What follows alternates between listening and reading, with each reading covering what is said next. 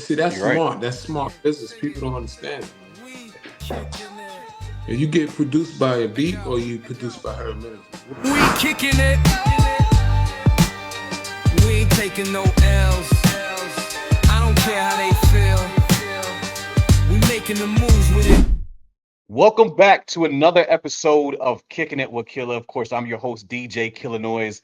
And today I have a guest who is a multi-platinum, multi-Grammy nominated music producer. He also worked with iconic artists such as Mary J. Blige, Usher, Method Man, Nas. I mean, that's just a couple to name. Ladies and gentlemen, let me also introduce to you the founder of Moontown Records. He goes by the name of Herb Middleton. What's going on, my guy? Yo, what's up, man? What's up, Kill? How you doing, brother? I'm blessed, man. Living another day on another grind. You know how we do. I want to pull up a picture real quick and see if this rings a bell. And what's the first thing that comes to mind when you see this picture right here?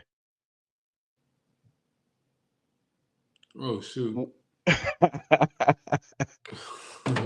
what's the first thing that comes into mind when you see that picture? The biggest check I ever made in my life at one time. No, Right. actually not the biggest check, but the first check that I ever made that was like, I'm not saying this correctly. You're like, is that the right amount of zeros? Did they add an Right, extra one in right. there? That's yeah. So Dang. so if I'm not mistaken, I believe that was probably your first song to that capacity that you worked with somebody and got involved with writing and all that aspect of everything, right? That was the first. I mean, I had other songs placed on, a different scale, but not on the Bobby Brown scale. Right. Incidentally, when we had stores, let me point that out. Yeah, yeah, yeah. Yeah, the game's definitely changed now, right? And like at that time you were able to easily kind of see the credits on who produced songs. Like back in that day, like now you really don't see it as much unless somebody has a drop or something or somebody mentions the producer's name. But back in the days, you used to be able to kind of take a look and be like, okay, this person produced this joint, this person helped write this song. You know what I'm saying? Like you were able to see Yeah. more credits on what was going on back then in those days. Even though things are made more convenient, the value of for the art for what people do in their profession as producers and songwriters, that has been robbed, man. That's been taken away. So, I mean, I'm doing it a little differently what I'm doing, but I miss Right. those days. I just miss. I was talking to somebody the other day and talking about, yo, can you because I'm older now. I was here when they had stores. Like we used to go in there, even if Mm-hmm. we didn't have the bread, we just go and see what the album was and who was on the credits and who did what. Right. Now it's like, yo, man, it's like now we got AI. It's like ain't no credits no more because now it's like, yo, we live in the Like Jetsons era, man. It's That's crazy. the truth. You know what? One thing I kind of miss about the stores back in the days too, right? So in Springfield, Massachusetts, we had a place called Uptown Records, right? And the cool thing about that Ironic. is there was plenty of times that I was able to walk into that store and you'll bump into an artist, right?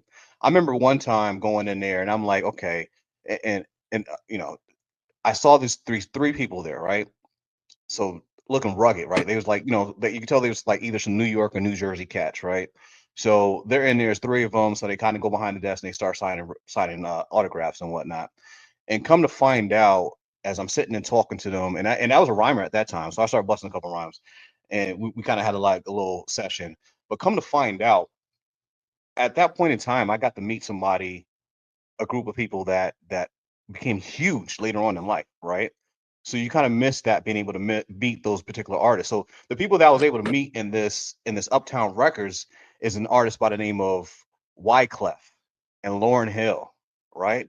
So you had the Fugees in the building way before they were actually big artists like they became, and that's something that's kind of missing. You're able to kind of like now we got the social media, so yeah, you can kind of follow them and see what's going on. Yeah, right. So it's the good and the bad, right? But there you're able to get in front of them, like, you know what I'm saying, and like really personally get to meet them a little bit, and then it kind of helped you out, I think, at that time to like invest more into those artists. You know what I'm saying? It's one level of things that we can embrace, for those that are old enough to Hmm. embrace the times of old when we had those experiences. Like they're now it's like they're great memories, but Right. I don't think the creativity should be taken away from us. Okay, if you want to do this technical thing, if you want to have stores, digital stores, okay. I got a digital store. But don't take away the humanity. Don't take away the soul. You know what I'm saying? Right. Like I my claim is that AI can never replace me. It can't replace what I do. I don't care Yeah. how smart it is.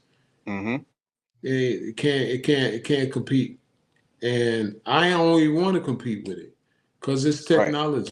I use technology to create what I've been gifted with from God. Like, so I don't that all I need is that technology. And if I have to Right. go back to doing my 8-track tapes, I'll do that before I sell myself out. And you Yeah. know what I'm saying? Like, and use the AI as to replace what I do. Now there's benefits to it, and Hmm. I use it with trying to create correct spelling and whatever letters. Right. But Yeah. man, Yeah. leave the music alone, man. Like, So since we're talking about recreating and just feeling, right? You're really from South Bronx, right? yeah. Okay. So let's talk about this feeling, right? Let's talk about hip hop real quick. Can we talk about hip hop real quick, Big Herb? Let's talk Well, about hip to a hop, certain right? degree, we can. Yeah, yeah.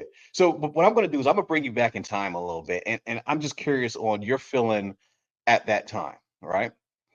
So I can't remember exactly the year it might have been, but I can tell you the artists, the two artists, right? And this is hip hop, right? This and like this tracks has been around for forever long time. That's part of hip hop. It's all fun, you know what I'm saying? All fun and games. It's enjoyable. It's always good to hear to see who comes out with the better song, whatever may be the case, right? But let's go to South Bronx real quick on them. Let's talk about KRS-One and MC Shan. Um, what can you remember about that time? Like, what was the feeling when, you know, obviously KRS-One came out with the South Bronx song? Like, what was that feeling at that time? To be totally honest with you, when that came Hmm. out, I wasn't really into like the artistry of hip hop. Right, I was more that's hip hop. That's that's right. dope. That era being around for it organically, it created what I know now about how to produce it. And Hmm. first instrument I picked up was the Right. drumstick. So I learned how to play the drums before I learned how to play the keys and the bass. So Okay. so when it comes to doing beats now, even right now, it's crazy. Back in the day, hip hop was really about beats. It was. It It was about was. beats. And now it's all about beats and no hip hop. It's just like like cats is buying beats and going to their bathroom and making, oh, this is a record. And it's like, yo, sorry, bro, it's like y'all again taking the art, you taking the creativity, you making our jobs extinct. Right. But Right. anybody can tell, like, if you go in the studio with me versus going to a bathroom with a beatbox or a beat you released, it's gonna be a major difference, bro. When you started out at music, you started off in playing drums and then kind Mm. of moved from there, right? Yeah. What what made you realize that, you know what, I think I got a talent here, like I actually have a talent. I can make beats. I can produce stuff. I have a pretty good talent with writing music. Like, what brought you across that feeling? What made you feel that way? When I was like 14, I was 13. Shoot, actually, it may have been 12. Hmm. I got the opportunity to play for 150 voice choir in a studio. Mm. When I got in that studio, I said, "Oh shoot, Right. I'm playing on a record." So That's when all the lights went on. It's like, yo, I could do this. probably just from even walking when as soon as you walked in that studio, because As you soon as I know, walked in, it's dark. It was like airtight. hmm That yep. was when I really realized, yo, I could do this. After that time and working in that studio, um, how long afterwards before you had a chance to meet Teddy Riley, or how did that all come together? Did he happen to be near you, hear whatever was going on with you in the studio, or like how did all that actually come together? He heard some of my music and Okay. came home one day and my mother said, "Herb, we got a call from Teddy Riley." Uh-huh. I was like, "What? You got a call from Teddy Riley?" She probably had no Like idea who it was either. she She probably even like, know who he was. My mother didn't know. My mother didn't know who Teddy Riley was. Said somebody named right, Teddy Riley called you, and just like that. And I was like, "Yo, can't be." Couldn't believe it. And I called her back. And right. it was Teddy Riley. He said, heard some of your music. It's it's like I want you to be one of my producers. You know how smooth he is. Like Mm-hmm. I'm gonna Mm-hmm. send for you. I'm gonna give you this much money, and I have my people send for you. Then that was it. Yeah, I got the future. I got the that was it. Virginia Beach, Uh-huh. and he picked me up personally in his car. Look at that. So that was even better. You're like, wait a minute. I'm in Teddy Riley's car, like on the way to the studio to work on some projects. I know at that moment you had to know that that was a life-changing event that was happening at that time. Dude, I used to New Jack Swing was my as a drummer, that was my thing. Next to hip Uh-huh. hop, New Right. Jack Swing, that was my, watching guy. I had I Mm-hmm. had adapted the sound. Still today, it's like New Jack Swing is I could still do it. And Right. Right. so sitting next to this guy, and this guy is Teddy Riley, man, 1992.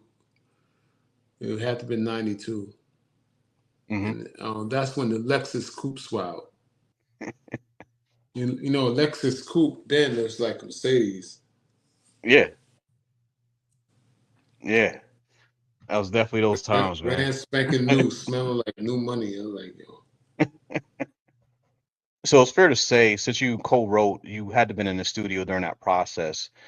Um, would it be fair to say that man, you learned a lot during that process dealing with like because that's the first that Bobby Brown is essentially your first major uh uh uh song that you're dealing with at that time, right? So I know you had to learn and I know you just probably just sitting there soaking up that knowledge from Teddy Riley, like just learning everything during that process. I mean, I had watched him. I seen him come to the studio before he even found out who I was. I watched Right, him just. I watched him work and his focus and the sound, the the volume, the what I watched him work. right. So I didn't get a chance to watch him work as much when I was down in Virginia Beach when I first got the opportunity to write for Bobby Brown. hmm That came so fast and went so fast. You know what I'm saying? Then I want to say shortly afterwards, you had something go on in UK. Um, your situation with UK, are these people that you already knew already, or did they reach out to you and you found that that was probably a good opportunity for you to jump on board with it? When I was working with Jazzy Jeff, man, Jazzy Jeff, shout out and much respect to him for introducing me to the Hmm. UK. And that's like now, people get caught up with the United States and don't realize there's a whole world out there, man. Right, There's a whole world right, out there that love what we do, that appreciate the music in a very big way. You know what I'm saying? And that Jazzy Jeff introduced me to the UK, okay, and as a result of that, that's when things like, oh shoot, you like soul? Oh man, you like soul music? Like you like boom bap? What? Oh, I got right, you. right. Back to us bumping into each other in different phases of our life, right? So, like I've already Mm-hmm. said, we first met through AO, and you just realize that. But the next time that we actually had a chance to meet was in a studio by the name of Choice Media Studios. Um, where at that time I was fortunate enough to be an engineer there, a producer there, and I was able to sit down and you passed off knowledge, right? Because I was able to sit down and collect a lot of knowledge as far as being an engineer, as far as producing songs. I've sat there with you. There are numerous artists that you brought in there to record and just watch how you do it. And I took that process along with me. And obviously I've learned more knowledge as time goes on now too, right? So shouts out to Mr. G RIP. A couple years ago, about a year ago, I realized that Mr. G had passed, right? And I had no idea. I just happened to be like, what are Mr. G's doing? And I started doing some looking up, and I was like, holy crap! Like I had no idea. So that brought me to mind, like, you know what? There's a lot of times that we do not reach out to people as often, right? And now you turn around and I'm like, man, Mr. G passed, and I had no idea. Like, this Mr. G was a guy that took pictures at my wedding, man. Like I rolled the wheel till Choice Media was over with Mr. G. You know what I'm saying? So after that situation, I decided to reach out to a couple people, and one of them were you, just to see how you're doing, man, because it's been a long time since I spoke to you. And at that time, we spoke, we busted up, and you told me that you had a little health scare that you went through, right? If you don't mind, let's dig a little deep into that. What was the health scare at that time? And like kind of how did you find out about it? It was a mini stroke, man. Like I was working the studio with three artists, one from California, one from Hmm. UK, and one from New York. And yeah, I was going having these like wobbly symptoms, like I was drunk, you know. And I would go home real tired, like I just like I remember coming home just like I'm telling my wife I just want to sleep. I felt so tired, you know what I'm saying? Right. And I played for this little ministry, you know, on Sunday, so it was a Sunday. I'm playing the keyboard, and then my right hand wouldn't move the way I wanted it to. But even before that, I looked in my car mirror, my rearview mirror, and I couldn't say Middleton. Hmm. My Middleton sounded like "Mm, Very slurry, right? Like mm." almost like you're drunk. Yeah. I couldn't even say it. "Mm." And I'm looking in the mirror like, hold on, I know I'm thinking Middleton. I know, but my mouth is not translating. Uh-huh. Uh-huh. So, after that Sunday, man, I checked in. I went to Christiana first, and they said, "Oh, we don't see nothing." Then I went to another hospital after that Sunday, and they said, "Oh, we think you had a mini stroke. We admitting you." So just imagine. So obviously you knew that something was wrong, right? You felt like you definitely were off, right? Saying saying Middleton, saying your last name that you've said for years. go on playing the keyboard, everything's not working correctly. And you go to a hospital and they say, I don't see nothing, kind of smack you in your butt and send you on your way, right?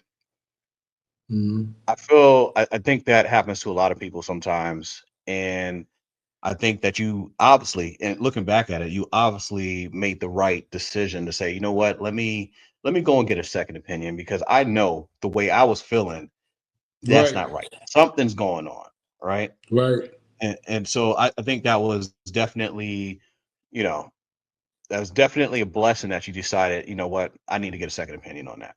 You know what I'm saying? So right. so that's kudos. That's definitely kudos to you for doing that. That's something that people need to think about and take in. If you're feeling, if you know something's off, right? And I'm pretty sure, and your wife probably even realized something was a little off. You know what I'm saying? The people around you My probably noticed wife, that something was a little bit off with you. listen, my wife did thought that I was just goofing off. She didn't like tell me like she didn't You're like, I'm believe serious. she didn't believe that I was serious or I was just like overreacting. I know my wife, Right, right. and so she never experienced that, so it was a Yeah. shock. Um, like what was your thought process after that? It was unbelievable, man. Like I never thought I'd have a stroke. Like, I heard about them, but I never thought I'd be a victim of it. Right. Do you find like, after that happened, did it put a different focus on in life for you? Oh, it You know what definitely I'm saying? did. It definitely did. It made me better. Right. It made me better. It changed my spirits. It definitely affected my faith walk with God. I'm a believer. Yeah. When I was talking to the master while I was in that rehab, I was like, okay, why am I here? You know what I'm saying? Uh-huh. And I I built I created a goal fund, and my wife was like, "Why you got a goal fund?" And because you know, one thing I said like, hold on, how come I don't have nothing to fall back on right now Mm. for my family? Like something happened to me, if something was fatal, like so it was like, okay, I gotta get my business together, because it's like, when I left the mainstream industry, I was like giving stuff away, like giving tracks away for free, like these, like this is what I used to make a lot of money when I left the mainstream. Though I left on trying to help people, Right. independent artists, and then nobody could really afford me, like. But I didn't care. Like I was dealing with some stuff that I'll talk about later now in this interview, because I gotta run soon. Yeah. But I gave a lot of music away, Right. which brings me to the Uh-huh. project that I have now called Moontown City. So that's the Moontown City Soul and Neo Soul album, right? And it just Moontown dropped not City, too long ago. Uh-huh. yeah, Moontown City, uh, Soul and Neo Soul, like you said, and Moontown City is going to be a series of different genres, Mm. because I produce everything, like Yeah. hip hop, R&B, inspirational, it don't matter. Soul, neo soul, it Right. don't matter, because I'm a musician, so I produce. So there's gonna be series of Moontown City, and a lot of those records that I did, that's Uh-huh. collecting dust, including some that feature some of the artists on Moontown. That's these records are Moontown's catalog. They're getting the heck out of here.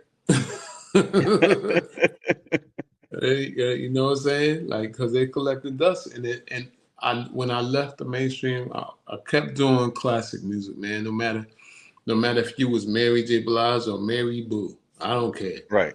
If you was Right. Mary Boo, I was still giving you that heat. You remember the young lady? What's her name? That was at Choice Media. Uh Raquel? Raquel, Or is it Raquel. Raquel? Like Yeah. she, Yep. Raquel was a dope artist, and Hmm. I gave her heat. Yeah. Like, A college boy, that thing was something serious. yeah, shoot, Yeah. mess around, that college boy, you gonna hear that joint. You might as well, right? Ain't nothing Oh, holding you back. listen, man, listen, like them records, the Moontown City, moontowntunes.com. It's the only biggest. The store's not full yet, but it's gonna get full as time goes by. Got 14 joints on there, all classics. So the Mootown tunes, that's for you to be able to go there and purchase it. So you're taking that route so people can actually purchase the music instead of Yeah, I'm the not stream. giving my music That's good. away, bro. Like, yeah, That is good. anybody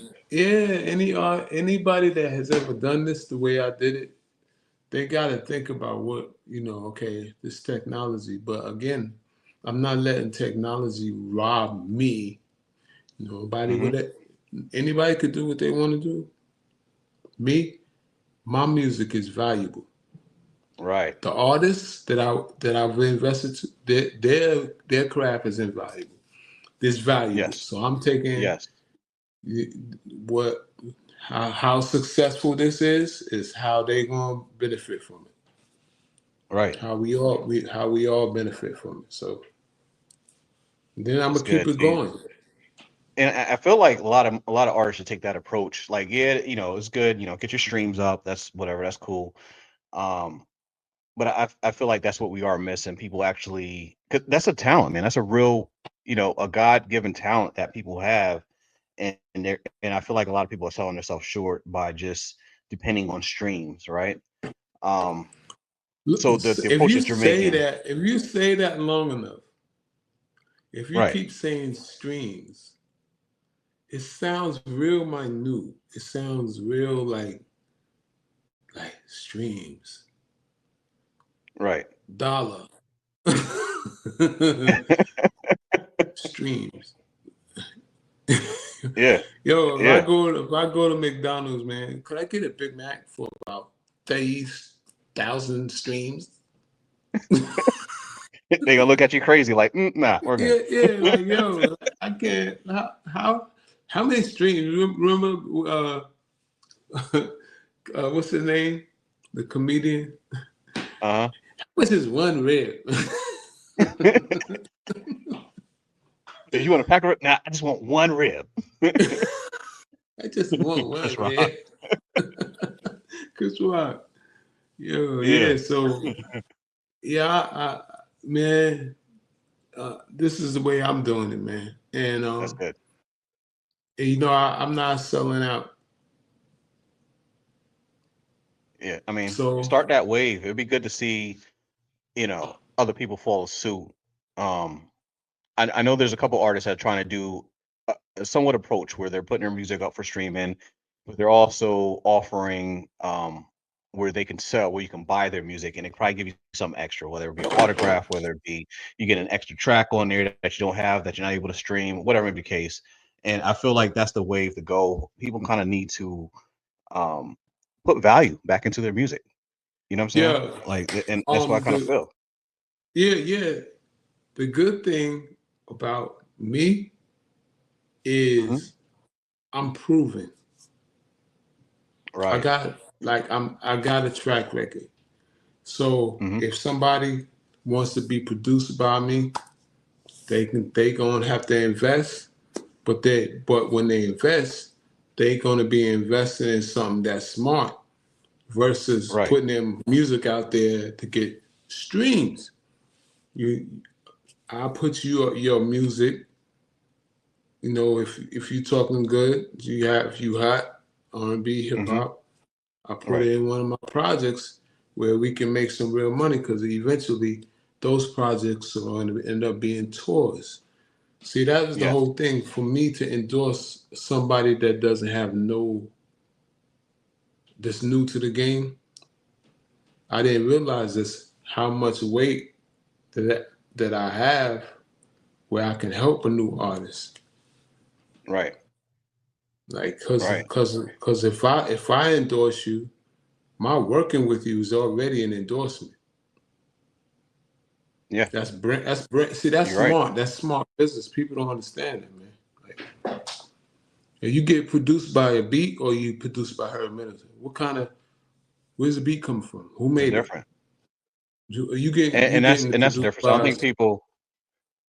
They don't value that no I don't more. think people understand the difference. I don't think they understand the difference as well, right? Because, like, yeah, some people will make you a beat, but the experience with you is a whole production, right? It's a Yeah, different from being a beat maker and being a producer, and what you are a producer because you're gonna follow it all the way through. You might give them and I ain't gonna lie, I stole this from you, but you might give a person the shell of the beat so they can start doing their things. But what I've realized about you is you start building more of the beat and the instrumentals around how they're doing things, right? So that's a producer, right? That's a producer. You're sitting there the whole time, and you're not a person just to go and say, hey, here's the beat, whatever you do, what I'm saying, let me know, send it back to me later on. You want to be involved through the whole process, and that's worth a lot right there. yeah. And like you said, your The track it's the record's already shown. production. Yeah, Every yeah, song is a production. It's not like just a. It's not just like a song. It's a production. It's it's like you being manufactured.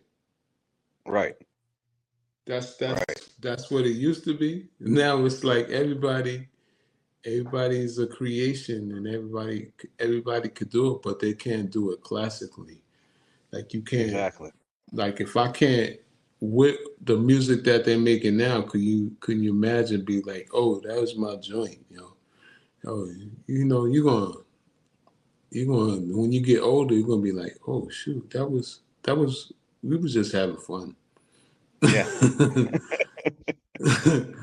Yeah, yeah, that's the yeah. difference. I'm gonna hit you.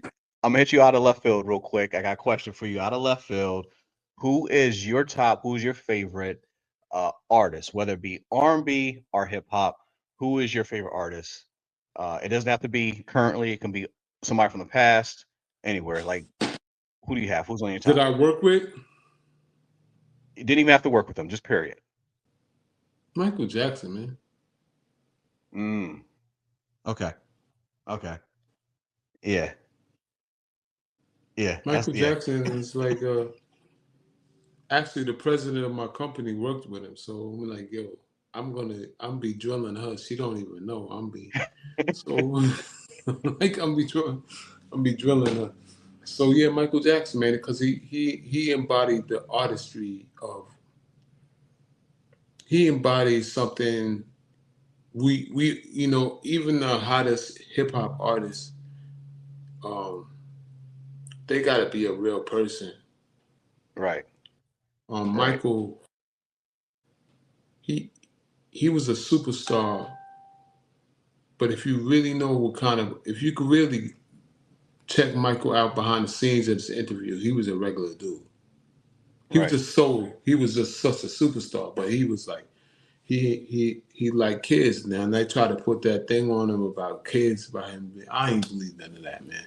Like Yeah. Michael Jackson, he never had a childhood, so he just was a big 40-something-year-old kid that just like being around kids. He Right. he made that Right. that amusement park. You know who, Yeah. Just a big who kid. he was a Yeah. big kid because he didn't have a childhood. It's like me. I didn't really have a child. I got married I got married right out of high school. So like right now, I'm like, the older I get, the younger I get. I'm like, yo, I still watch cartoons just to take me back to the days when I miss yo. You feel me? Like I like the old cartoons. Feel me? I Right. like it, when you miss your childhood, man. It catches up with you. Yeah. So Yeah.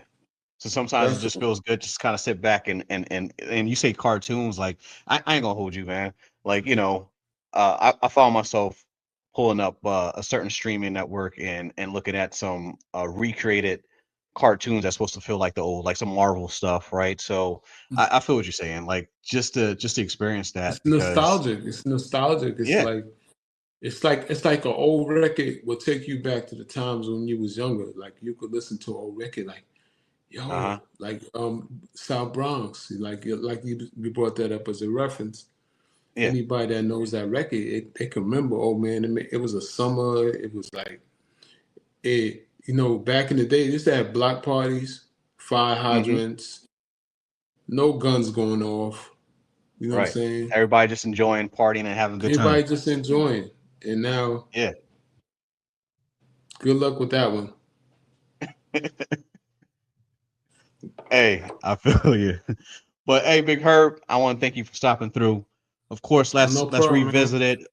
You know, we got Moontown City Soul Neo Soul album is out right now.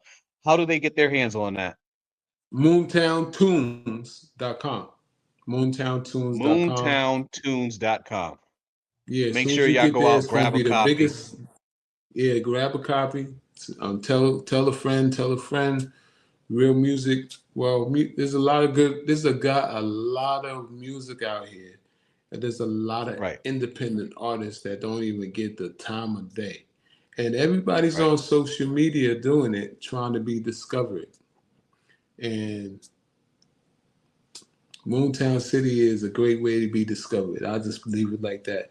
If y'all want Yes. some services of mine, you can reach out to my boy right here. You Yes, know what I'm sir. saying? For production, we work out whatever it is. I ain't gonna hurt you. I've been very generous my whole these last 20 years. So, but you know, if I like to work with artists who are smart when it comes to the business because then we both will win. Right, right. It's all Yeah. about winning. It's all Yeah. So about winning. I got radio cover, I got all of the things that I'm a walking record company basically. Right. And here's another thing too, man. The thing that's pretty good about Moontown is you got Moontown DJs as well.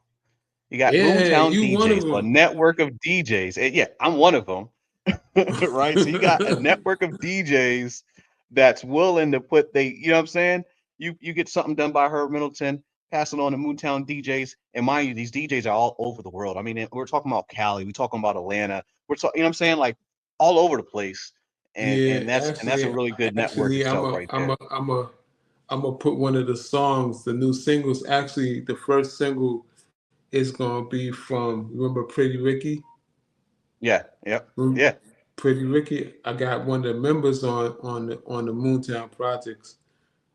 Okay. So I'm gonna send his song and I'm gonna put it in the DJ group right now because you just reminded me. Oh, that's good. See, that's gonna be fire right there. So we're gonna have to talk offline. 'Cause I need, I need to make sure I get Yeah, my hands on that right there. yeah, yep. Of That's what it course, of is. course. That's what it is. Hey, thanks for stopping through. Of course, you've been locked into Kicking It with Killa. I'm DJ Killer Noise. We had Big Herb here with me. And remember, Peace. no matter what season you're in, whether it be the fallback, the get back, or the comeback, remember that you are special. You have a purpose. God put you here for some reason. So definitely get to work and let's get it done. Make sure you like, That's good. subscribe, share. It's your boy DJ Killer Noise. I'm out of here. That's good. Peace. Peace.